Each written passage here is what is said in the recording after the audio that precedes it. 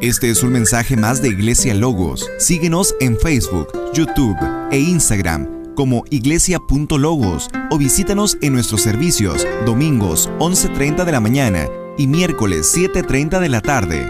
Estamos en Avenida Sanders y Eje Vial Juan Gabriel, en Ciudad Juárez, Chihuahua. Iglesia Logos, creados para alabanza de su gloria. El verso 43 dice: y sobrevino temor a toda persona, y muchas maravillas y señales eran hechas por los apóstoles. Sobrevino temor a toda persona. Qué importante es esto que nos está enseñando la palabra de Dios. Esto fue evidencia del poder del Espíritu Santo en las personas. Una transformación, una de las obras más importantes o más grandes que podemos ver y poderosas de Dios en un individuo, en una persona, en un ser humano, es que cambia su corazón. Una vez que tú tienes un encuentro con Cristo, ya no vuelves a ser el mismo. Nunca más. Cambia ese corazón.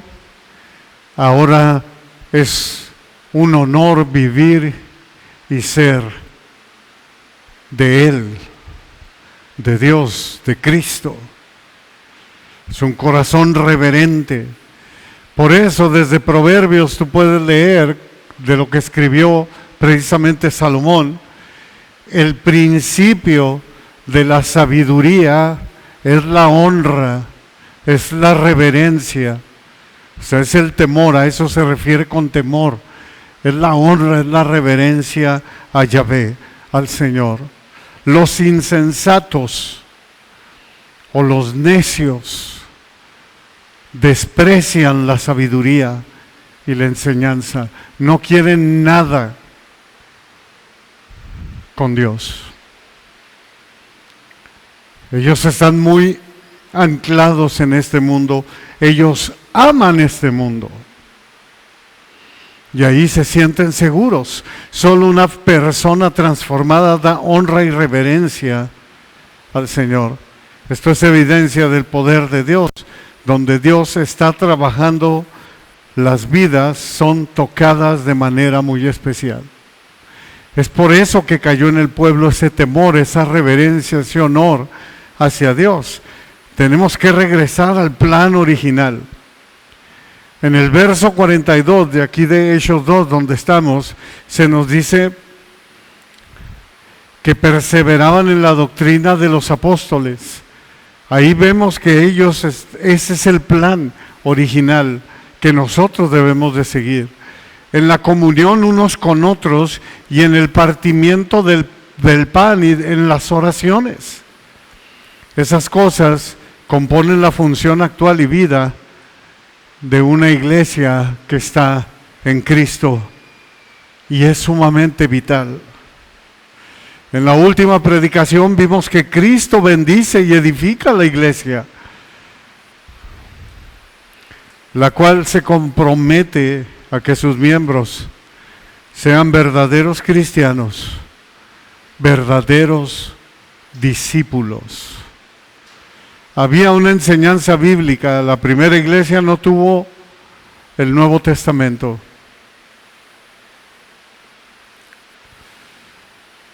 Pero había una enseñanza bíblica.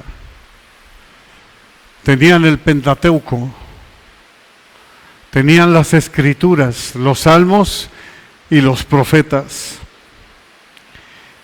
Y el excelente complemento de que ellos eran obedientes 100% a la enseñanza de los apóstoles, porque allí tenían toda la palabra de Dios. Allí estaba completa toda la palabra de Dios. Pablo dijo en 1 Corintios 14:37, si alguno se cree profeta o espiritual, reconozca que lo que les escribo son mandamientos del Señor. Ellos sabían que estaban siendo usados para dejar la palabra de Dios. para que se completara lo que Dios quería que nosotros supiéramos de Él. Y eso es lo importante. Pablo declaró inequívocamente que todo lo que él enseñó sobre Dios fue la misma palabra de Dios. Dios dio su palabra a través de los apóstoles, siendo la principal piedra del ángulo Cristo mismo. Moisés y los profetas, los apóstoles, es toda la palabra de Dios, es lo que Dios usó, siendo la cabeza del ángulo, lo que está diciendo que este libro de pasta a pasta trata de Cristo. Es para que conozcamos quién es Cristo y es para que Cristo vaya siendo moldeado en nosotros. Porque si no, el Padre no va a ver a Cristo en ti y no vas a poder entrar en su presencia.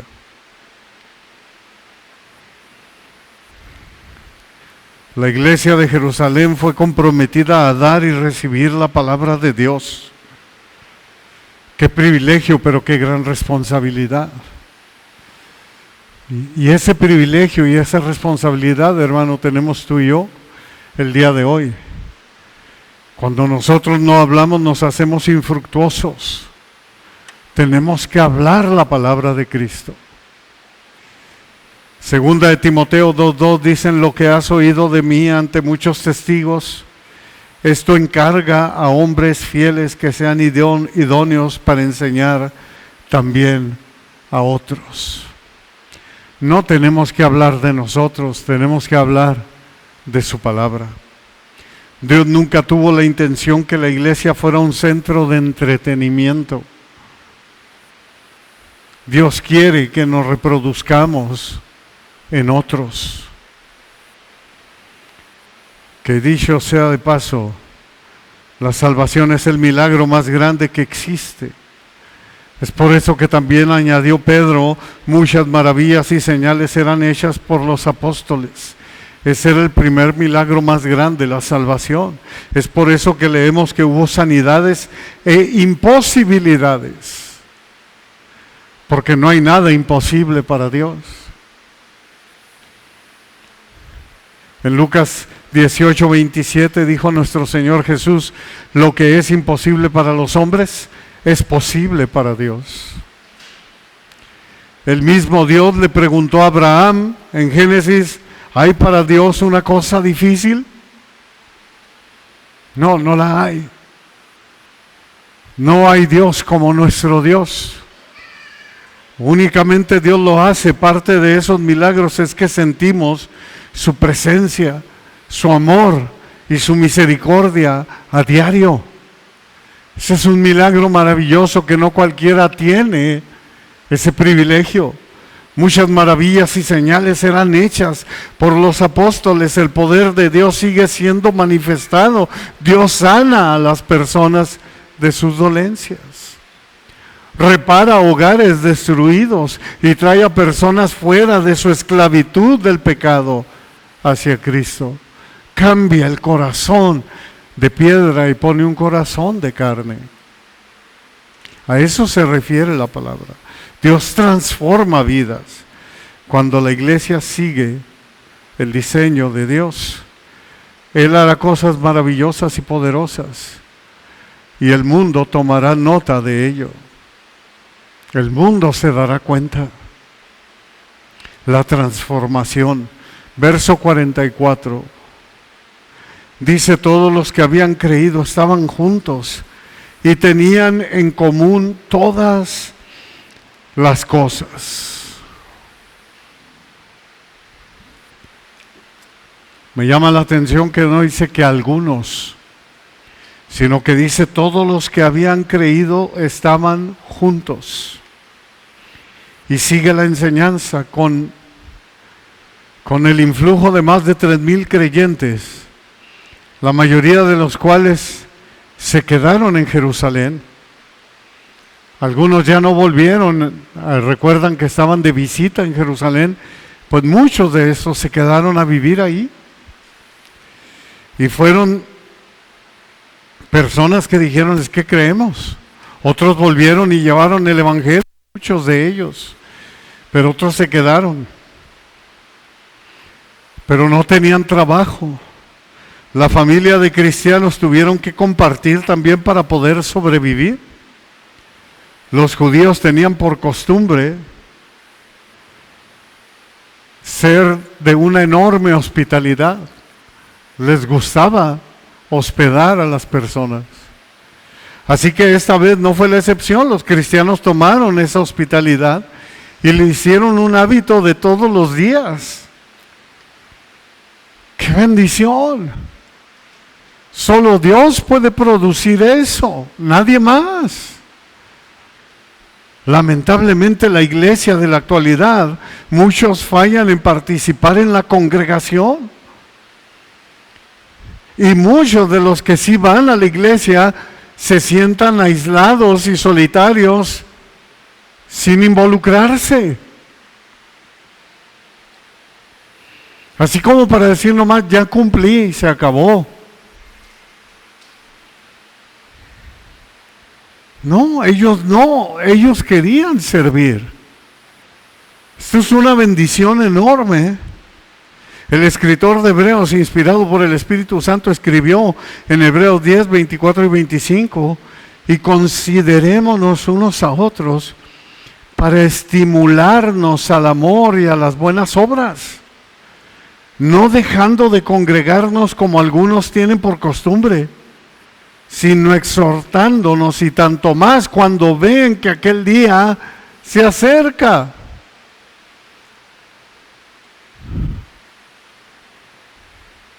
Tal vez lo que creo yo es que falta creer. A veces decimos creer, pero no creemos.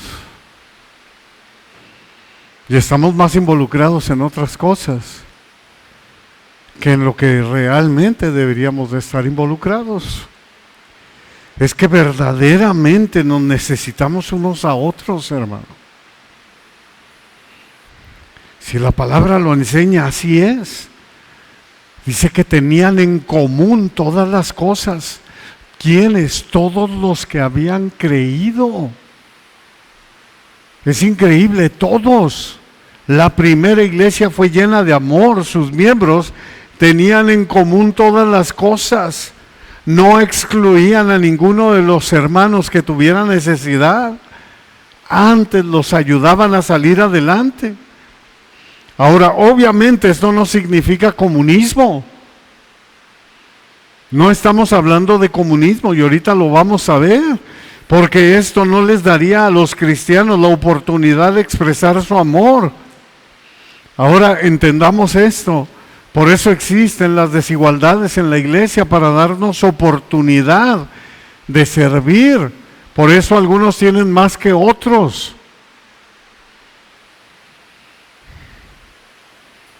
Por eso también Pablo escribió en 1 Timoteo 6, 17 al 19, y les dice: a los ricos de este mundo manda que no sean altivos, ni pongan la esperanza en las riquezas, las cuales son inciertas, sino en el Dios vivo, que nos da todas las cosas en abundancia para que las disfrutemos.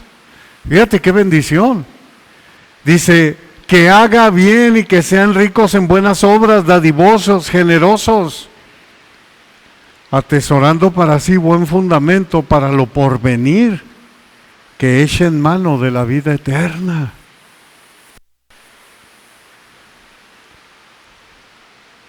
¿Será por eso que nuestro Señor Jesucristo habrá dicho: cuán difícilmente es que un rico entre en el reino de los cielos?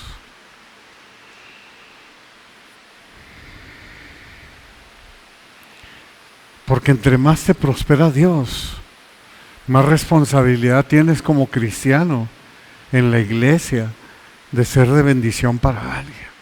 Ahora estamos hablando de un miembro de la iglesia, de alguien que tú realmente conoces, no de un vivales. A esos el Señor le dice: el que no trabaje, que no coma. O no aquel que viene y toca y entra y quiere que todos le den. Obviamente no te conocemos, no sabemos ni de dónde vienes. Está hablando de los miembros de la iglesia. La primera iglesia expresó un amor que fue obvio a la comunidad del primer siglo. impactó al mundo del primer siglo. Imagínate, tienes 2, 3 millonarios aquí en la iglesia y se empieza a congregar un hermano que de repente no puede emprender, no puede salir adelante y es mecánico, y uno de los millonarios le dice: ¿qué puedo hacer por ti para que tú empieces tu propio negocio? Eso era lo que hacían ellos. Para eso era también la iglesia. La primera iglesia expresó un amor que fue obvio a la comunidad del primer siglo, y es que, como hemos visto, ellos creyeron en serio y Dios produjo una transformación masiva. Y obedecieron todo lo que Dios les declaró a través de sus apóstoles. Efesios 5, 4, 28, el que roba no robe más, sino más bien que trabaje haciendo con sus manos lo que es bueno. ¿Para qué, hermanos? ¿Para qué? Léelo. Y léelo en voz alta, a fin de que tenga que compartir con el que tiene necesidad.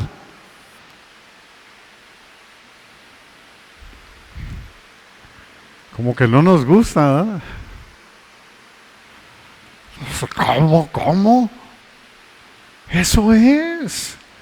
Ejemplo tenemos desde el ministerio de nuestro Señor Jesucristo, de hombres y mujeres que apoyaron la obra del Señor y posteriormente la iglesia. Y solamente voy a hablar de algunos. Uno, Mateo, que fue apóstol. Él era recaudador de impuestos, eran ricachones. Y ahorita te vas a dar cuenta por qué. Estaba José de Arimatea, que era un respetado señor del Sanedrín, que fue el que pidió el cuerpo de nuestro Señor y lo enterró en su tumba personal. Estaba Zaqueo, recaudador de impuestos, que le dijo al Señor cuando fue transformado. Zaqueo les dice: diles que a todos los que les he robado se los voy a regresar y triple. Imagínate si no tenía dinero. Juana, de la corte de Herodes. Lázaro, Marta y María eran hombres adinerados, con una mansión enorme. Bernabé, dueño de tierras. Filemón, como vimos la carta a Filemón, Filemón era un hombre acaudalado, que tenía la iglesia en su casa inclusive y ayudaba a muchos hermanos. Y tenemos a Lidia, vendedora de púrpura también, era una mujer que le iba muy bien. Mira de Juana lo que leemos de nuestro Señor Jesucristo, dice Lucas 8:3, Juana, mujer de Chuza, intendente de Herodes, o sea, era el administrador de Herodes. Ella vivía en el palacio de Herodes. Ella era de la corte de Herodes. Y luego dice, y Susana, que no sabemos quién era Susana, dice, y otras muchas, ¿quiénes? Otras muchas mujeres que le servían de sus bienes. ¿A quién? A Jesús. Ponte a leer ahí Lucas 8 y te vas a dar cuenta. Sostenían el ministerio de nuestro Señor Jesucristo. Eso es lo que hace un hombre que está lleno del Espíritu Santo. Él es transformado en todas las áreas. Verso 45, y vendían sus propiedades y sus bienes y lo repartían a todos según la necesidad de cada uno. Y como yo a veces soy tan medio escéptico, o para que no me digan y no me cuenten, dije yo, a ver, quiero ver qué dice el original, en el original griego. Y me encontré lo siguiente, van a aparecer ahí. Témata se refiere a bienes, raíces, tierras y propiedades. Y luego está hiparxeis, que significa bienes materiales, riqueza acumulada o muebles. Son las palabras que aparecen en ese versículo. Y luego viene epipraskon, que significa una acción repetitiva o constante, o sea, vendían y vendían continuamente. Y luego apareció emerizón, que significa repartían o distribuían de manera constante. Y luego aparece también la palabra creían o creían, que significa necesidad, carencia o falta. Y luego eishen, que significa tener. Entonces el versículo nosotros lo leeríamos del original así, literal. Y las propiedades y los bienes vendían continuamente y los repartían a todos según si alguno tenía necesidad. Prácticamente es lo mismo que escribió Casidoro de Reina. Lo cual quiere decir que Casidoro de Reina está muy apegado a lo que es el griego. Podemos decir que los verbos griegos traducidos en vendían todas las propiedades y en las compartían significa que el poder, el amor de Dios era evidente en la iglesia, hermanos. Significa que Jesús fue para ellos mucho más importante que sus posesiones. ¿Cómo hemos cambiado? ¿Cómo hemos cambiado el Evangelio? Triste y lamentablemente. Creyeron 100% en la palabra de Cristo. Muchos de ellos escucharon, principalmente los discípulos, los 112 que estaban ahí en el aposento alto, las 120 eran. Cuando Jesús les dijo en el Sermón del Monte, bienaventurados, Mateo 5, 3 al 8, bienaventurados los pobres en espíritu, porque de ellos es el reino de los cielos.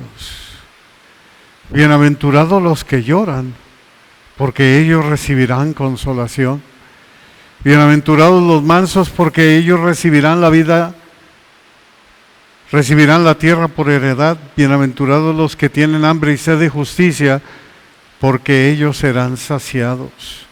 Bienaventurados los misericordiosos, porque ellos alcanzarán misericordia. Bienaventurados los de limpio corazón, porque ellos verán a Dios. Estas son cualidades que el cristiano debe tener, no debe buscar. Son cualidades que ya tienes al ser transformado.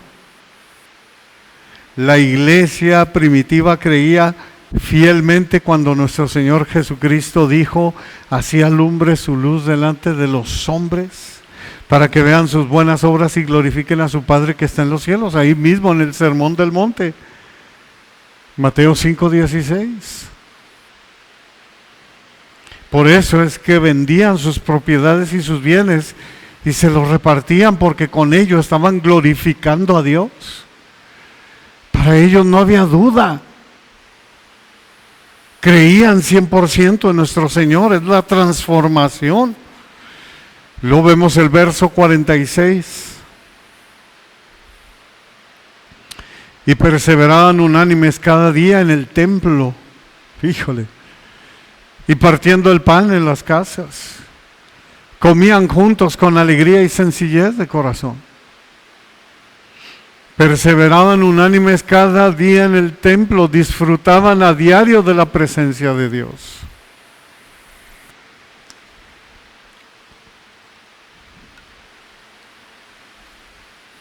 Y no les pesaba.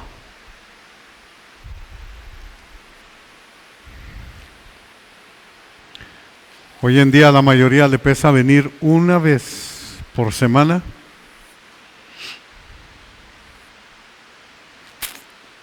A lo mucho 2 horas. Ay, qué pesado. ¿Se imaginan?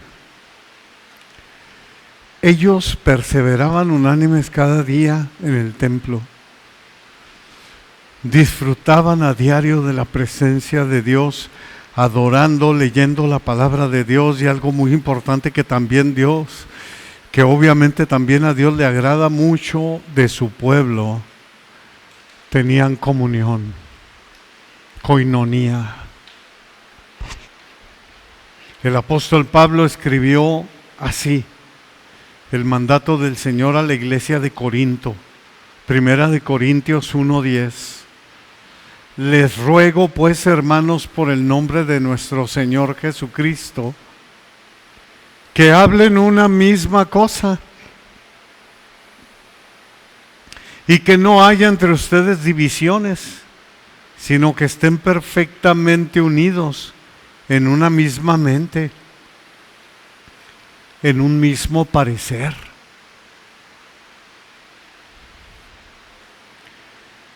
Partiendo el pan en las casas, comían juntos con alegría y sencillez de corazón.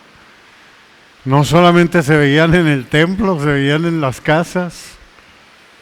La primera iglesia estaba haciendo un impacto en el mundo. Se amaban unos a otros, estaban viendo a Dios obrar. La experiencia de los primeros cristianos era de a diario. Y obviamente son buenos ejemplos para nosotros.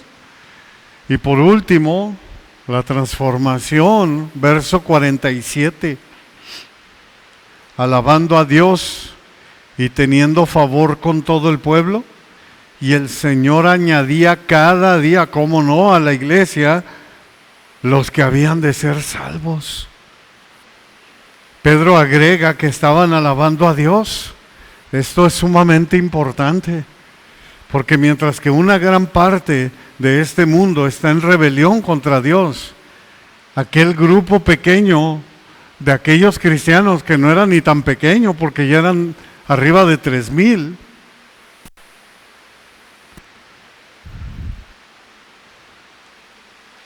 se reunían y ofrecían alabanza a Dios con alegría y sencillez de corazón, y compartían sus pertenencias. La enseñanza es que la iglesia se enfocó en la gloria de Dios, en darle gloria a Dios, adorando como corresponde. El conflicto en la iglesia no tiene cabida entre aquellos quienes su enfoque es la preeminencia de Cristo, es la honra a Cristo. Ellos no vivían para trabajar, hermanos. Ellos vivían para el Señor. Eso es lo que hacían y esa era su prioridad. Él era su primer amor. Pero en serio, no de labios para afuera. Eso era. Y Dios prometió estar en medio de las alabanzas de su pueblo. Pedro concluye diciendo, teniendo favor con el pueblo, y el Señor añadía cada día a la iglesia a los que debían de ser salvos. Esta es la receta de Dios para el crecimiento en la iglesia. Si tú y yo no compartimos su palabra, hermanos, ¿cómo oirán? Si no hay quien les hable.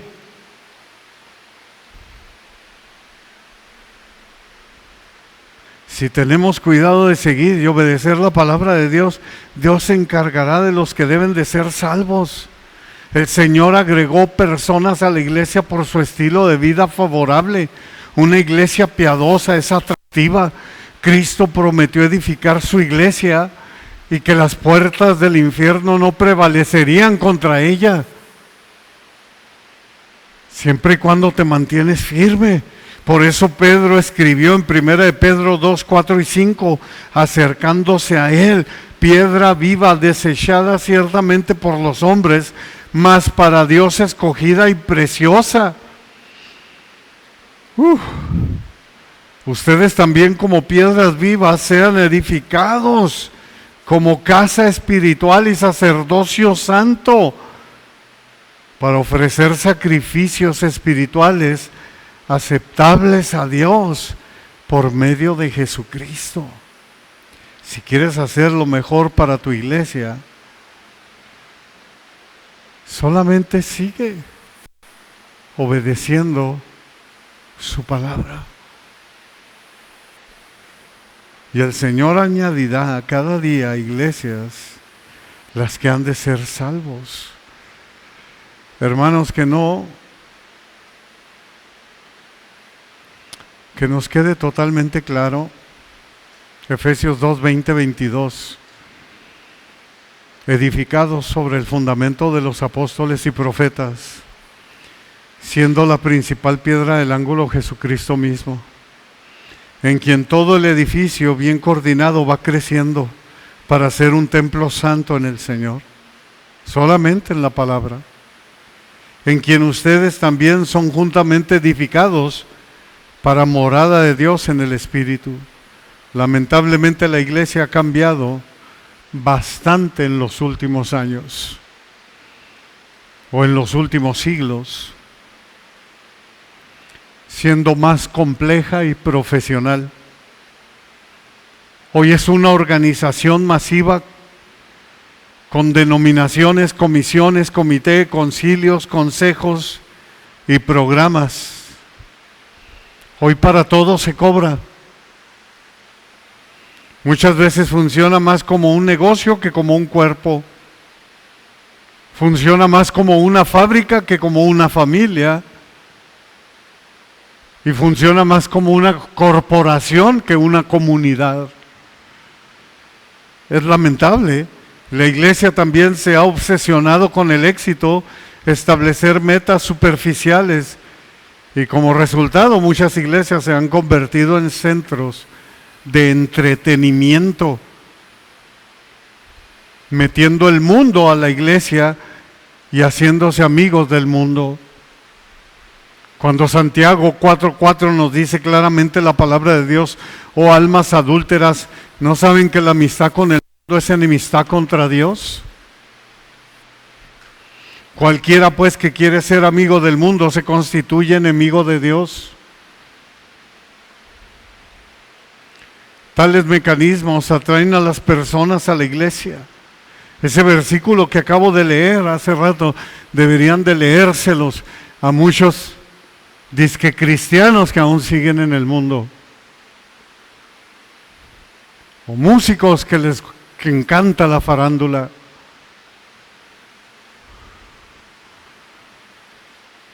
Tales mecanismos atraen a las personas a la iglesia, pero no tienen la habilidad de producir crecimiento genuino. No hay discípulos. No hay quienes creen. Aunque Cristo se levantó de los muertos y aunque te digas cristianos, muchos son de labios para afuera, no creen. Así de es que, hermanos, congreguémonos, asistamos con alegría y con gozo en nuestro corazón. Amémonos unos a otros, veamos y seamos sensibles a las necesidades de la iglesia, como dice Gálatas 6:10, así que según tengamos oportunidad, hagamos bien a todos y mayormente a los de la familia de la fe. Esa es la enseñanza de la palabra de Dios en el primer sermón del día de Pentecostés, de Pedro. Y termino con el rey David, y muchos de ustedes lo conocen, Salmo 133. Miren cuán delicioso, miren cuán bueno y cuán delicioso es habitar los hermanos juntos en armonía. Y al final termina diciendo, porque ahí envía el Señor bendición y vida eterna. Solamente así. Bendito sea Dios por su transformación en nuestras vidas.